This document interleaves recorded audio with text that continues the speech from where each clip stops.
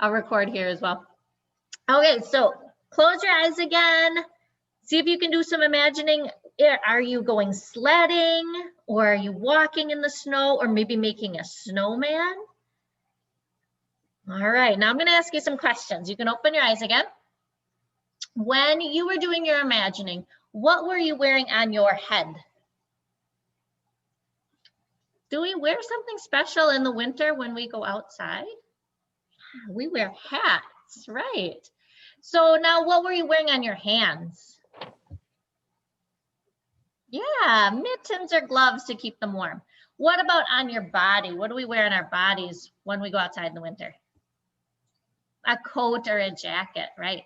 And what about on our legs? Sometimes I like to sit in the snow, so I wear snow pants, right? And then what about on your feet? What kinds of things go on our feet in the winter? Some boots, that's right. So we have to put lots of things on to keep our bodies warm in the winter. Now I'm going to have you do one more imagining. So I'm going to have you close your eyes again, cover them up if you need to. Can you picture an animal that goes outside in the wintertime? It might be an animal that walks on the ground, or it might be an animal that flies in the air, or it might be an animal that you see in the summertime, but maybe we don't see it in the winter. You have that animal in your head? Maybe a bird, maybe a deer, maybe a rabbit or a squirrel. All right, now we're going to do some hard imagining. We're going to take those two things we imagined, all those things we did outside in the winter, and all those animals, we're going to put them together. Can you picture one of those animals doing what you love to do in the winter? I'm picturing a rabbit going sledding. That's kind of funny to think about. I'm also picturing maybe a bird trying to make a snow fort. It's kind of funny too. And if I picture birds wearing different clothes, like I would wear in the wintertime, it makes it even funnier. So if I try to picture a squirrel outside wearing mittens, can you guys picture that in your head? You think about a squirrel wearing mittens, kind of silly, isn't it? What about those geese in the sky? What if they had to wear jackets? Would that be kind of funny too? So those things are funny because animals outside don't have to wear the same clothes that we do when we go outside in the wintertime. And part of that is what I talk about in my book. So I'm just going to tell you a real quick story. My daughter Marina is 9 years old, but when she was 5 years old and in kindergarten, we went on a field trip to a nature center, and Marina's favorite thing to do is to look for frogs outside in nature. So you guys can make the frog symbol in sign language by taking 2 fingers and just going up like this under your chin. So she was looking for frogs when we were hiking, and she was super sad because there were no frogs anywhere. And she said, "Mom, where are the frogs? I just want to catch the frogs." And I said, "Well, Marina, it's January. And in January, it's winter time. It's like it's outside today.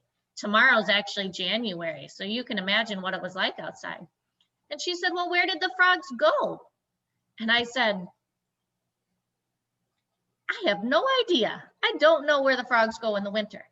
And I said, "Maybe they go under something somewhere." And Marina said, "Under in the mud?" And I really liked how that sounded. And so I wrote it down when I got home, and that became the title of my book, Under in the Mud. And it led me to go and learn what frogs do in the winter and what a whole bunch of other animals do in the winter.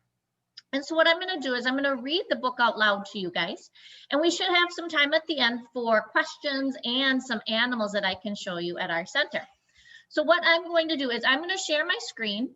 You guys can help me out by giving me a thumbs up like this when you can see the cover of the book real big on your screen, okay?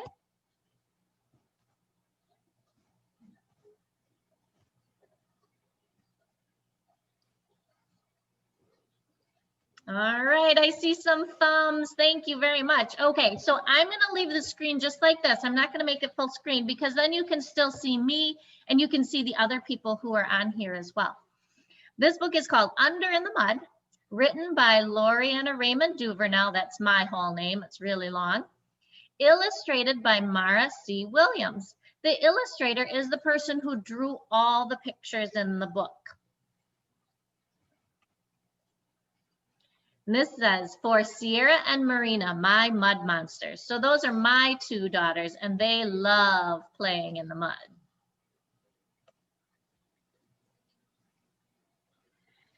So what I'm going to do is I'll read the book out loud. And if you guys want to follow along on the page, you can. If you have questions, try and have somebody at home help you maybe write them down, and then you can ask them at the end, okay? As we're going, you can use your finger to count the number of animals you see on each page.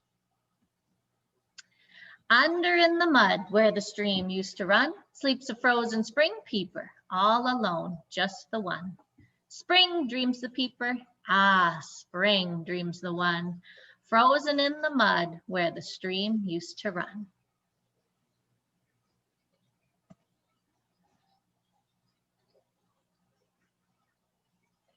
In a crack in the rock small enough to slip through, slides a large garter snake and her snake partners too.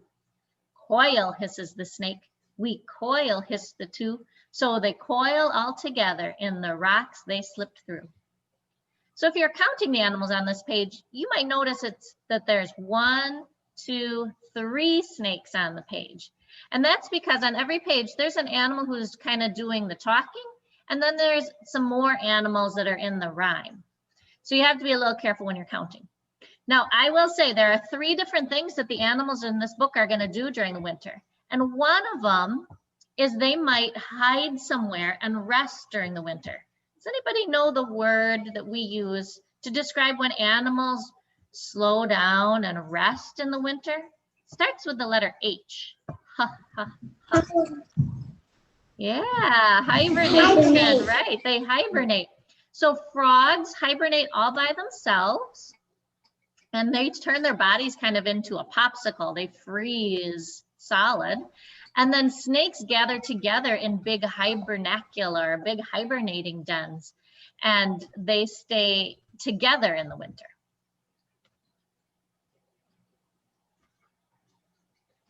Nestled in leaves in a sturdy oak tree sits a fuzzy gray squirrel and her baby squirrels 3. Munch, churs the squirrel, we munch, chur the 3. So they munch on acorns in their nest in the tree. So squirrels actually do something different in the winter. They don't hibernate. They do the second thing that these animals do in the winter. They stay active all winter long. So think about it. Have you ever gone outside in the winter and maybe seen a squirrel in the trees or hopping around the ground or maybe eating at a bird feeder? They stay active all winter.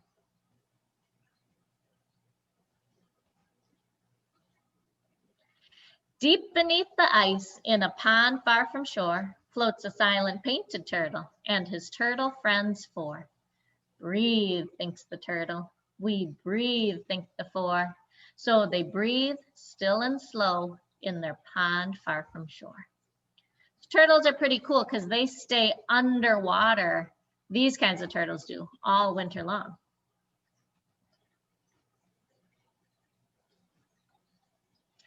Clustered together in a man-made hive hides a large queen bee and her worker bees 5. Shiver, hums the queen, we shiver, hum the 5. So they shiver round their queen in their man-made hive. Honeybees actually stay active all winter long too. We don't see them flying around, but inside their hive, they're shivering and wiggling. Can you shiver and wiggle your bodies like a bee? They shiver and wiggle all winter long. Imagine doing this all winter long, but it's how they keep their hive warm so that they can survive.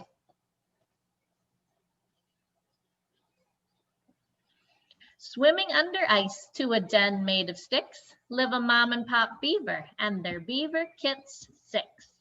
Gnaw, bark the parents, we gnaw, bark the 6. So they gnaw and they nibble from their den made of sticks. Beavers stay active all winter long, but we don't often see them because they're inside their den, or they're maybe swimming in the water and their noses might be the only thing showing if they're out in the water.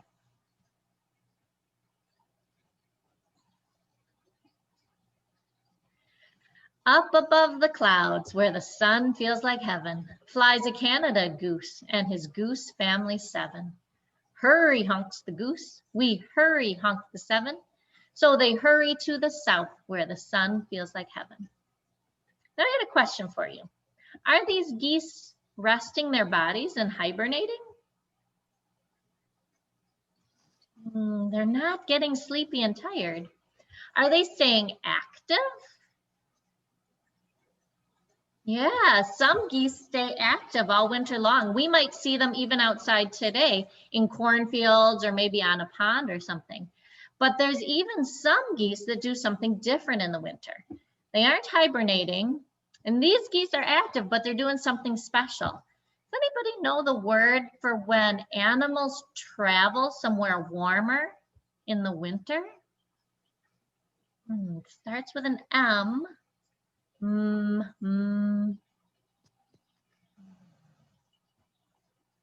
These geese are migrating. Can you say migrate? Yeah, migrate means to go somewhere warmer in the winter. And that's what these geese are doing. They're flying somewhere where it's a little bit warmer and maybe they'll find some grass or other plants to eat.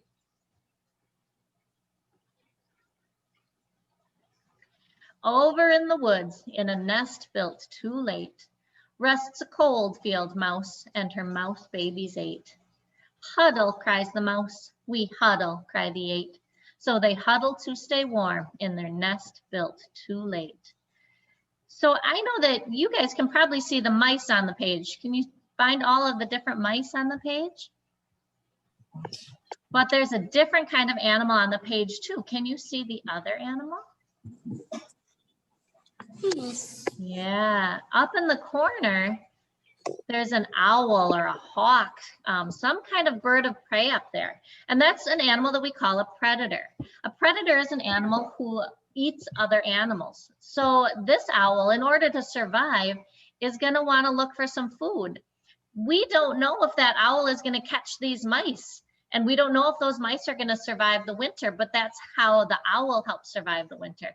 So that's maybe another thing that happens in the winter is some animals don't make it and some animals become food for other animals.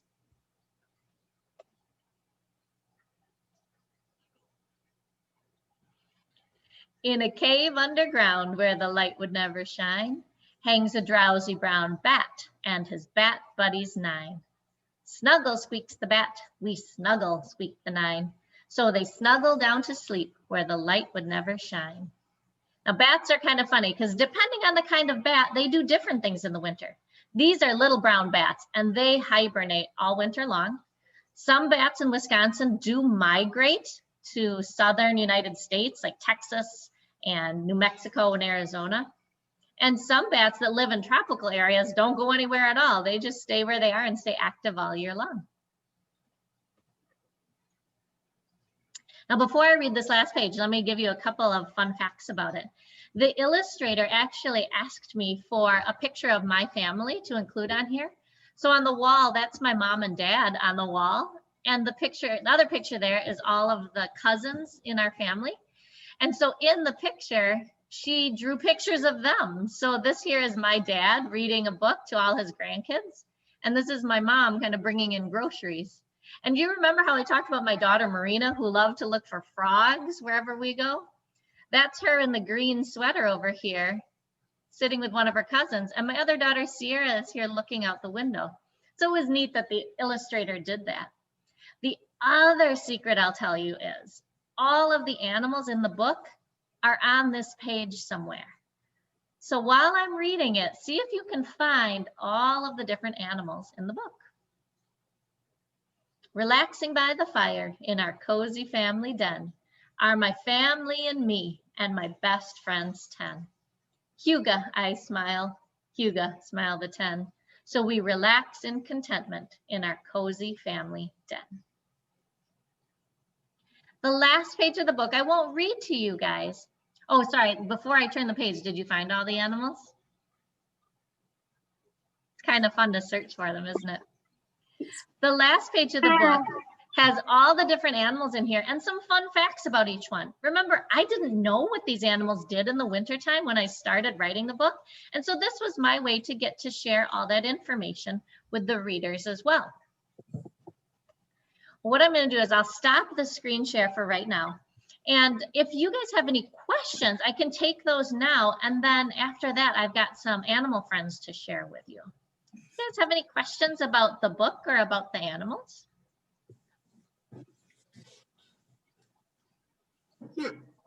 No. You guys are good. All right. Thanks for letting me know. All right. Well, then what I'll do is I'm going to bring out one animal to share with you guys. I'm going to see if you can guess which animal it is. This animal starts with this letter. Can you tell somebody at home what letter that is and what sound it makes? And then see if you can predict what animal I'm going to get. I'll be right back.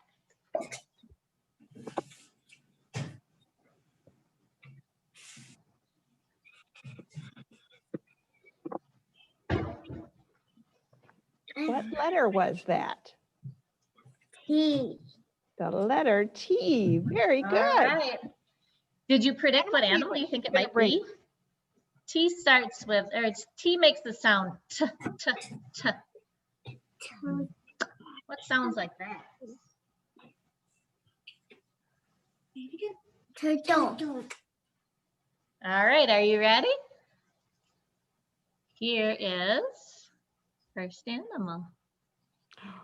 Turtle. Yeah, you're right. It's a turtle. This is Tiny. Tiny is a painted turtle who lives here at our nature center. He is a turtle that lives here in Wisconsin. So when we go outside in the summertime, we can often see painted turtles like Tiny resting on logs or rocks or peeking out from the water. I know he's a painted turtle because he's got all this bright coloring on his shell. And if I hold his head real close to the camera, can you guys see his yellow stripes on his head? Yes. Yeah, that tells me he's a painted turtle. Now, a couple other cool things about Tiny. I'll see if he'll have his hand out here, okay? Can you see his long, long claws? Yeah. Yeah. Remember, he lives in the water. He's what we call an aquatic turtle. And he needs those long, long claws to help him climb up on those rocks and logs because they might be slippery and covered with mud. Now, his long claws on his hands here also tell me Tiny's a boy because the boys have long claws in the back. If Tiny was a girl, he'd have long claws on his back feet because they need them to dig their nests to lay eggs. So Tiny is one of the painted turtles we have here. What is pretty cool about turtles? What's really different about their bodies that they have that we don't have?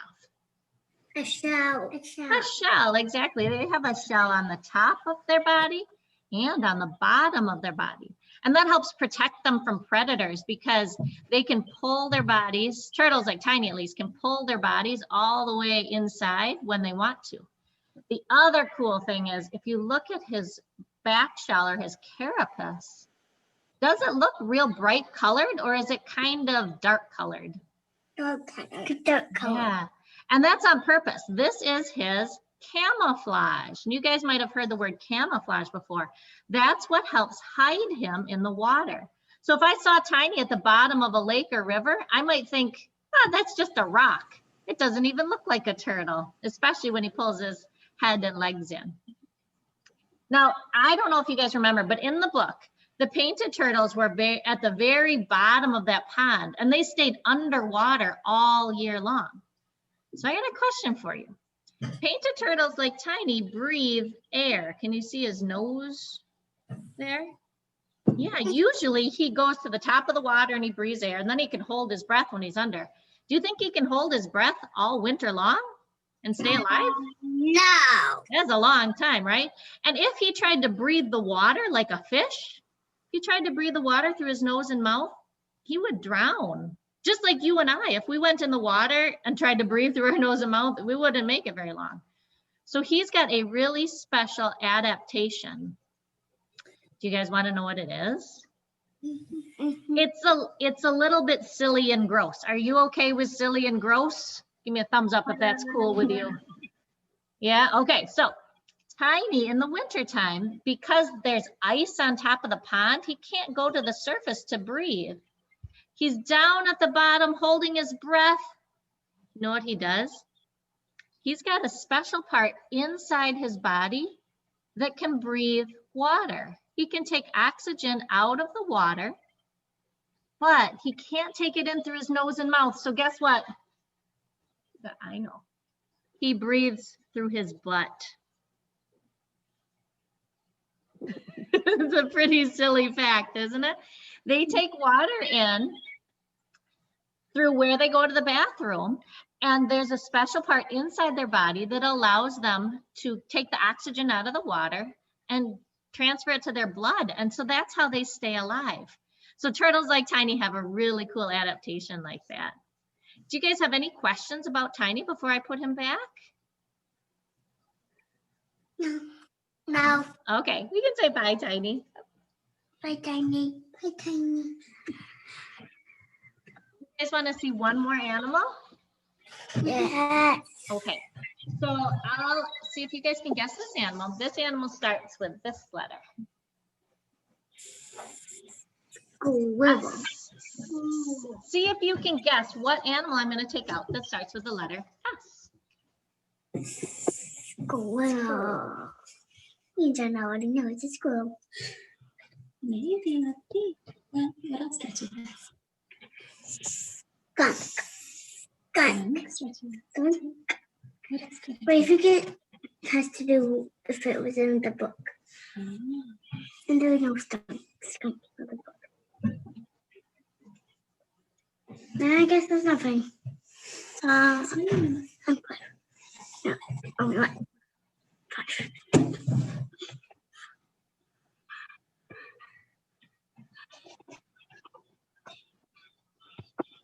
All right, did you guess the animal? Squirrel. I had to, it took me a little while because this animal was digging underneath the wood chips and he was buried. So this is a snake. This is Flame. Flame is a red rat snake, so different than the snakes in the book. He's also known as a corn snake, and he's one of the snakes that lives here at our building. He does eat mice and rats. So what he's doing right now, can you see his tongue going in and out? Can you guys make your tongues do that? What he's doing is he's smelling the air around him. He wants to know if there's anything around that maybe is dangerous for him or maybe is something to eat. Now, I'm not a rat or a mouse, so I don't think he's very interested in me, but he's just wondering what's going on and why I have him out and why I'm taking him away from his warm light as well. Now, what's really cool about snakes is, do they have arms and legs like you? No. Oh, their bodies, try and pull them off here. Their bodies just move by going, swishing back and forth. And you can see him moving all around. He has muscles in his whole body that help him move. And if you think about it, if you tried to lay on the floor and move your body, you'd have to kind of wiggle back and forth, just like he does if you couldn't use your arms and legs. Flame doesn't hibernate like the garter snakes because where he comes from in the southern United States, they stay active all year long, but they might go underneath logs or tree and go up in trees to stay safe. He does only eat about once a week though, and even in the wintertime, they might only eat once a month. So they're kind of funny that way. Do you guys have any questions about the snake? No. Okay. We'll let you say goodbye to Flame. I'll go put him back. Bye, Flame.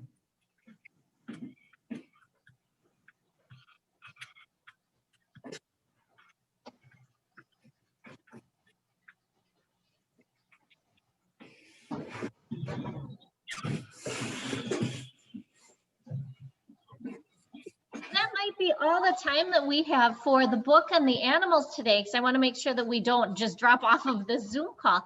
But I wanted to thank you guys for joining me for this story time. If you're interested, you can look for the book Under in the Mud, I think at your local library. Yep, it's there for checkout.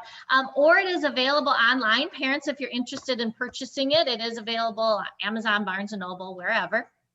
And I'm so glad that I got to share it with you. And I hope you guys have a wonderful New Year's and you don't stay up till midnight tonight for your parents' sanity. Do you guys have any other questions for me?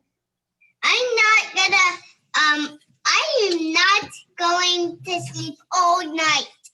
Oh my goodness. Good luck. I hope you sleep all day tomorrow then, and then all night tomorrow night then. Actually, I'm not going to sleep At all. I'm not going to sleep ever again.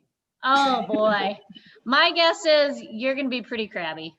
Do you have any questions? Well, I hope you have some fun things planned for New Year's Eve. And even if midnight shows up around 8 o'clock, that's probably okay too. Thank you. Bye! Bye guys. Thanks for joining us. Bye, Ann. Thanks for coming.